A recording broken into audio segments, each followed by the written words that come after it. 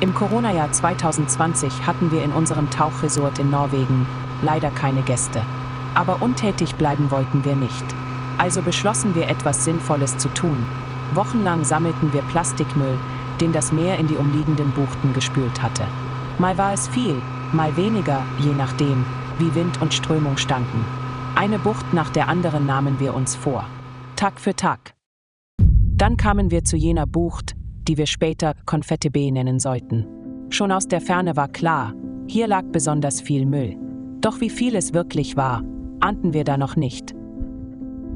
Ein Großteil des Abfalls stammt von der Fischerei und der Fischindustrie, etwa von Fischfarmen, die es in Norwegen häufig gibt. Typisch sind Seile, Netze und Verpackungsmaterial. Aber es ist nicht nur die Industrie. Man findet fast jede erdenkliche Art von Müll: Zahnbürsten, Flaschen, Kanister, Schuhe, teils Jahrzehnte alt, Schicht für Schicht angesammelt, aus aller Welt angeschwemmt. Weltweit landen jedes Jahr schätzungsweise 11 Millionen Tonnen Plastik im Meer. Das entspricht etwa einer Lkw-Ladung pro Minute. An manchen Stellen besteht der gesamte Boden bereits aus Plastikresten. Mit der Zeit wird Plastik spröde, durch Sonne, Kälte, Salzwasser. Egal ob Weich- oder Hartplastik, selbst stabile Kanister zerbröseln irgendwann wie Glas.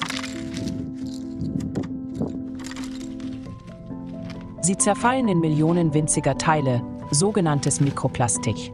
Und das verschwindet nicht. Es gelangt in den Boden, ins Wasser und schließlich in die Nahrungskette. Heute finden sich Mikroplastikpartikel im Trinkwasser, in Fisch, Meeresfrüchten und sogar im menschlichen Blut.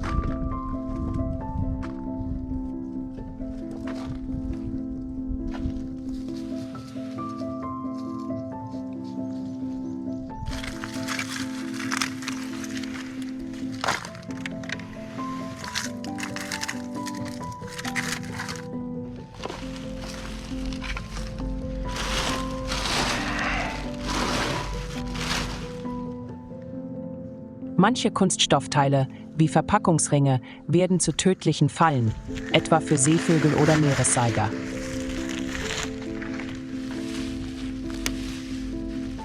Das ist ein Sack. Ja.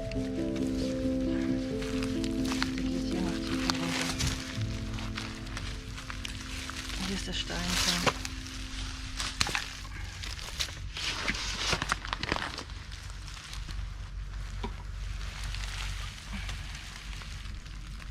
Plastiktüte. Jetzt bist du, da müsst ihr. Ja, frei.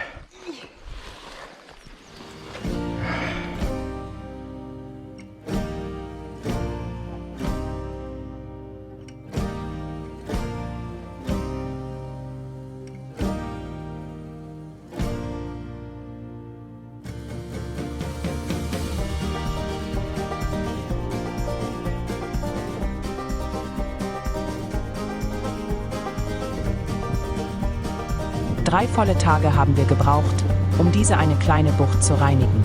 Am Ende war unser Boot jeden Abend randvoll mit Dutzenden weißer Abfallsäcke. Jeder einzelne gefüllt mit Plastik, das sonst im Meer geblieben wäre. Zurück am Pier luden wir alles in einen großen Container. Tonnenweise Müll geborgen aus einer einzigen kleinen Bucht.